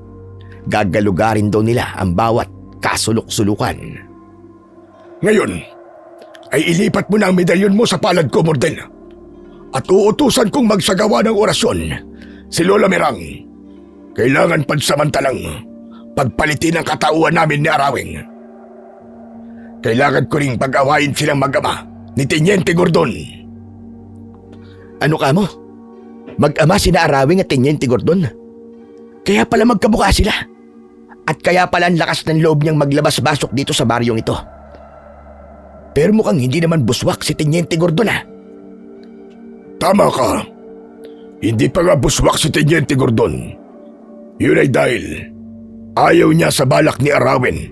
Nahawaan siya. Kaya ngayon ay kailangan ko siyang pilitin para mag-away sila mag-ama. Hayaan nating silang dalawa ang magpatayan. Hindi. Hindi ganun ang gusto kong pag-iiganti kay Teniente Gordon. Gusto kong iparanas din sa kanya ang brutal na sinapit ni Lemuel sa kamay ng mga buswak. Naisip ko na rin yan, Morden. Ako nang bahala. Sa'yo ko rin naman talaga ipapaubaya si Teniente Gordon. Ikaw mismo ay biktima niya at kumuntikan ka pang maialay. Sige, huwag mo sanang sirain ang tiwala ko sa iyo, Niwara. Ito na, isagawa na natin ang ritual at orasyon. Pero teka pala, paano kapag nagkapalit na kayo? Eh di delikado ko kay Arawing kapag siya na mismo ang narito sa kuweba. Napangisi si Niwara matapos ay may tinuro siya sa akin na noon ko lang napansin na para bang transparent na harang sa bandang loob ng kuweba. Para itong salamin na sa unang tingin ay hindi mapapansin. Nakikita mo ba ang harang na parang salamin? Sa loob niyan, mapupunta si Arawing kapag nagkapalit na kami. Kaya wala siya kahit anong magagawa sa'yo. Mapapaso siya kapag hinipo niya ang harang na yan. Diyan din natin ikukulong ang lahat ng mga buswak na mapapasailalim sa aking orasyon. Ayos, kung gayon pala, ay hindi ko man lang magagamit ang mga nakulimbat kong baril. Pati ang pagiging sub-komando ko ay bagya ko lang nagamit. Kung sa bagay, hindi naman to gera ng tao sa tao. At tuluyan na nga naming isinagawa ang ritual. Inilapag ko na ang medalyon ko na noon ay bahagya ng umiilaw sa nakalahad na palad ni Niwara. Sumunod ay narinig ko ang tinig ni Lola Mirang na umuusal ng orasyon. Walang ano-ano ay biglang umilaw ang mga mata ni Niwara hanggang sa unti-unti siyang nawawala. Sumunod, sa likod naman ng transparent na harang ay unti-unting lumilitaw ang totoong si Arawing. Takang-taka ito sa nangyari. Galit pa ako nitong tinangkang sinugod dahil madilim sa bandang loob ng kuweba at bandang hapon na rin ay nasaan yung buswak na ito. Nakakatakot talaga ang itsura nito. Ikaw ang lalaking may medalyon! Anong ginawa mo? At bigla ako napunta rito? Pues, lagot ka sa akin ngayon. Napakalaking pagkakamali ang ginawa mo! Ngunit, mistulang parang itinulak lang pabalik ng napakalakas si Arawing nang masalat nito ang transparent na harang. Umusok ang katawan nito at umatungal na galit na galit. Sumunod ay naramdaman kong uminit na naman ang medalyon ko. Makaraan ay inuudyukan ako nitong lumabas ng kuweba. Parang nakikinita-kinita ko na sa isip ko kung nasa ang banda na si Niwara. Kailangan ko siyang puntahan dahil nanganganib siya sa kamay ni Teniente Gordon at ng mga tauhan nito. Sa tulong ng gabay ng medalyon ay nasundan ko naman ang kinaroroonan ni Niwara. Kasalukuyan itong mainit na nakikipagdiskusyon kay Teniente Gordon. Nasaan yung buswak na rin ito? Naglabasan na rin ang mga buswak at ang mga ito ay nasa panig ni Niwara. Nakahanda ang mga ito anumang sandali na may isenyas si Niwara. Siyempre ay hindi alam ng mga ito na impostor lang si Niwara. Ako naman, nang sandaling yon, ay nagtago sa mga palumpon sa paligid para walang makapansin sa akin. Nagmasid ako at inabangan kung ano ang mangyayari. Sumapi na rin kayo at ang mga kasama mo sa amin. Gordon anak, pare-pareho na tayong magiging mga buswak at sama-sama natin tugisin si Mordem. Alam ko kung nasaan siya sa oras na ito. Hindi. Ayoko maging buswak. Tama nang ikaw lang ang buswak. Ikaw ang mag-ari-arian sa mga kalahi mo at ako naman sa larangan ng militar. Mahal ko ang posisyon ko at masaya kong may mga minamandoan ako. Saka bakit ipinipilit mo na naman sa akin yan? Di ba't sinabi ko na sa'yo dati na magkakamatayan muna tayo kapag ipinilit mo sa akin ang bagay na ayaw ko? Alam ko anak, Nagbabaka sakali lang ako na baka magbago pa ang isip mo. Pero sigurado ka ba talagang ayaw mo? Habang nagsasalita si Niwara, ay napansin kong may pasimple siyang isinisenyas sa kanyang likuran. Nakita kong may bola ng puting usok na lumalabas mula sa kanyang palad. Pagkatapos ay biglang sumabog ito at nagkapira-piraso. Ang bawat piraso naman ay mabilis na naglakbay at sumanib sa bawat buswak sa paligid. Hindi man lang namamalayan ng mga ito ang nangyari sa kanilang mga sarili. Parang wala lang. Sumunod ay sumenyas-senyas ulit siya sa kanyang harapan. Isang bagong puting bola ulit ng usok ang lumabas at muling sumabog. Ang bawat piraso naman ay mabilis na naglakbay at sumanib sa mga tauhan ni Teniente Gordon. Hindi rin namamalayan ng mga ito ang nangyayari, maging si Teniente. Halatang walang nakikita ang mga ito. Mukhang kami lang ni Niwara ang nakakakita. Ayoko! Isa pang pilit mo sa akin! At ako naman na mapipilitang gamitin ang mga baril namin laban sa'yo at sa mga kasama mong buswak! Kung gayon, ay hindi na kita pipilitin pa. Pero gusto kong sabihin sa'yo, anak. Paano kung kakampi ko pala si Bordem at siyang gagamitin ko laban sa'yo? Sa oras na ito, ay baka nakatutok na sa'yo ang baril niya at hindi mo lang siya nakikita sa paligid. Ang totoo ay ganun nga ang ginagawa ko. Alerto ako sa kaganapan. Kung sakaling maisip ni Teniente Gordon na paputukan si Niwara, ay sisiguraduhin kong mauunahan ko siyang paputukan. Siyempre, ay naalarma naman si Teniente sa sinabi ni Niwara. Kinakabahang lumingalinga pa ito sa paligid. Pasimple na nitong sinenyasan ang mga kasama na humanda. Taksil ka! Taksil ka, Rawing! Anak mo ko! Alam kong kahit ayokong pumayag na maging buswak din, ay hindi mo magagawang baligtarin ako! Ang Morden na yon ay banta sa posisyon ko bilang tenyente. Sabihin mo sa akin na nagbibiro ka lang at pipigilan ko ang isang madugong duelo sa pagitan namin ng mga kasamaan ko at ikaw at ang mga kalahi mo. Lahat kami ay sharpshooters at marami kaming dalang bala. Alam namin ang kahinaan ninyo at kung saan kayo pupuntiryahin. Pues, ibibigay ko sa iyo ang gusto mo, mahal kong anak. Gera kung gera, kasamaan laban sa kasamaan. Mga kalahi, sugurin sila! Ako mismo na nagmamasid lang ay natakot nang magsimulang magsihukay at gumalaw sa ilalim ng lupa ang mga kalalakihang buswak. Napakabibilis pala nila. Ang mga babaeng buswak naman ay maiingay na nagliparan sa itaas ng mga puno. Ganon sila kabibilis na halos para na lang silang mga itim na bugso ng hangin. Si Teniente Gordo naman ay inudyukan din ang kanyang mga kasamahan. Mga kasama, ano pang tinutungan-tungangan nyo? Sugurin nyo at paputukan nyo sila! Bilis!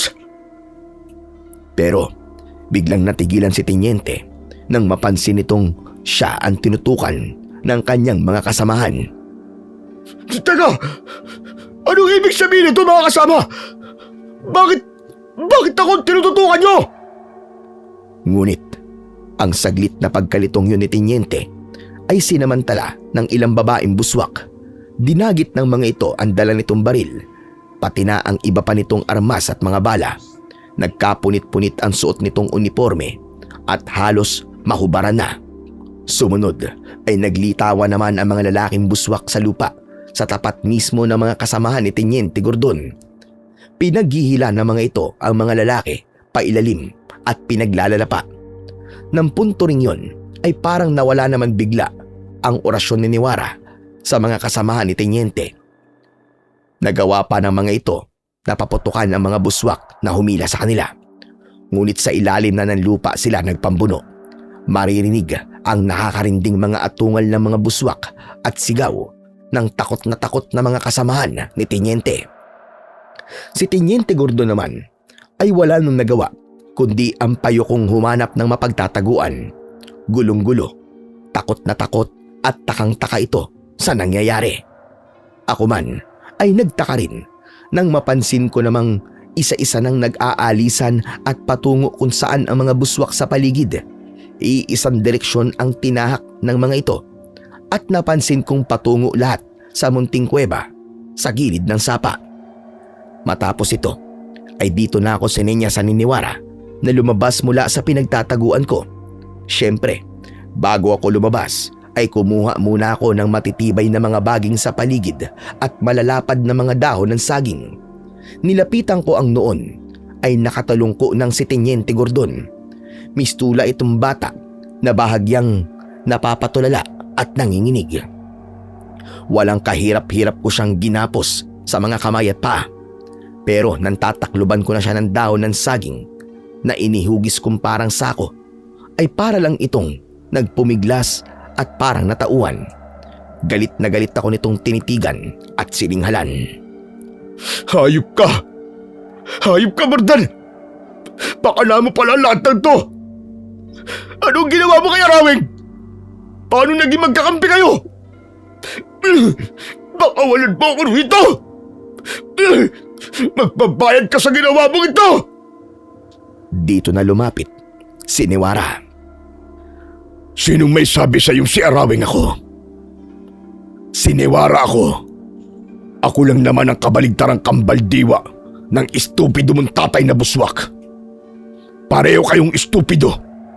Kaya humanda ka ngayon sa muli ninyong pagharap. Alam mo kung bakit? Dahil naglagay ako ng masamang orasyon sa pagitan yung dalawa. Sige na, Bordem. Takluban mo na ang ulo ng lalaking yan. Ngayon ay tignan niya kung saan mo siya ipapatapon. Doon nababagay ang mga tulad niya masyadong mapagangad sa posisyon na hindi naman nararapat sa kanya. Hindi siya karapat dapat maging tenyente. Mas dapat siyang mabulok kasama ng kanyang tatay sa loob ng kuwebang gigibain ko rin kalaunan. Saka tignan din pala natin kung ano ang panama niya ngayon laban sa tatay niya na wala na siyang armas. Natakot naman si Teniente sa narinig. Huwag akong dalhin sa tatay ko. Maawa ka, Bordel. Nangingiusap po sa'yo. Maawa ka. Pero kahit na anong pagmamakaawa ni Teniente Gordon ay hindi ko na pinakinggan pa at hindi ko na rin siya sinagot muna. Kinaladkad ko siya hanggang sa makarating kami sa kuweba kung saan naghihintay ang galit na si Arawing. Sige, Morden. Iagis mo na ang basurang yan sa loob ng kuweba. Ngayon ay tignan natin kung matatakasan pa niya ang sitwasyon niya. Magpipista si Arawing maya-maya. Kawawang Gordon. Paalam na sa'yo. Morden! Morden! Maawa ka! Pakawalan mo ako dito, Morden! Morden! Teniente, naalala mo ba sinabi ko sa'yo dati? Ang katusuang ginagamit sa mali at kasamaan ay may hangganan. May balik na mas masahol pa ang ginawa mo sa akin. Natandaan mo, Teniente? Walang kasamaan ang nagtatagumpay hanggang huli. Pagkahagis ko kay Teniente sa loob ng kuweba, ay kagad itong sinunggaban ni Arawing at brutal na nilapa. Umalingaw-ngaw ang nakakarinding sigaw ni Teniente. Sumunod ay sumenya si Nirawa sa kuweba.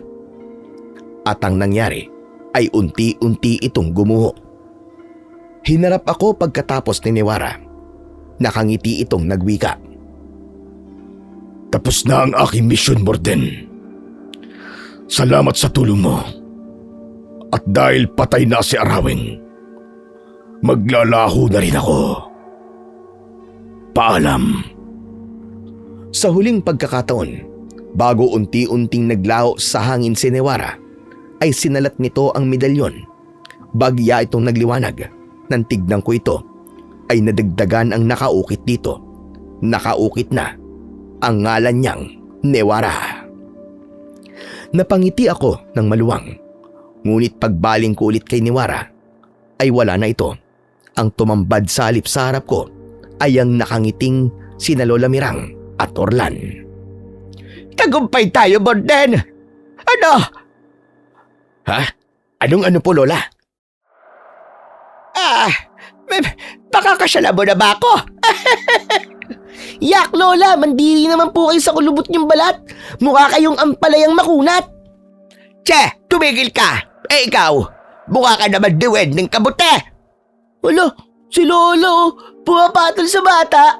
Lola, wag po! Wag po! Napahalakak ako nang malutong sa tagpong yun dahil sa kulitang biruan ng maglola. Naging parang pamilya ko na talaga ang dalawa. Nakakatuwang kasama. Ganun namin natalo ang mga aswang na buswak, Sir Blair, sa baryo ng Lagayas. Simula po noon ay lumaya na ang baryo sa sumpa ng mga ito. Sa paglipas ng panahon ay umunlad din ito at dito na rin ako nakapag-asawa at nanirahan kalaunan. Nakabalik din po pala ako sa pagiging staff at nahirang na bagong tinyente na kapalit ni Tinyente Gordon. Sa karanasan ko pong ito, Sir Blair, ay natutunan kong maging mapagmatsyag sa mga taong nakapalibot sa atin, maging sa trabaho o sa serbisyo. Dahil palaging nasa paligid ang mga taong may lihim palang balak sa atin. Kapag naman nasuong tayo sa mapanganib na sitwasyon, hanggat alam nating malinis ang konsensya natin at wala tayong ginagawang masama, may darating at darating na tulong sa atin para tayo ay iligtas. Ang katarungang laban sa kasamaan ay palaging naniningil na minsan pa nga ay sa paraang hindi natin inaasahan. Higit sa lahat, palaging ang kabutihan ang nananaig sa bandang huli. Salamat po, Sir Blair, sa pagbibigay sa akin ng pagkakataon na maibahagi ang aking karanasan. Sana po ay nag-enjoy ang lahat ng inyong tagapakinig at taga-subaybay. Muli, ako po si Morden at dito ko na tinatapos ang aking kwento. Maraming salamat po sa inyong nakinig. Hanggang sa muli, mga idol.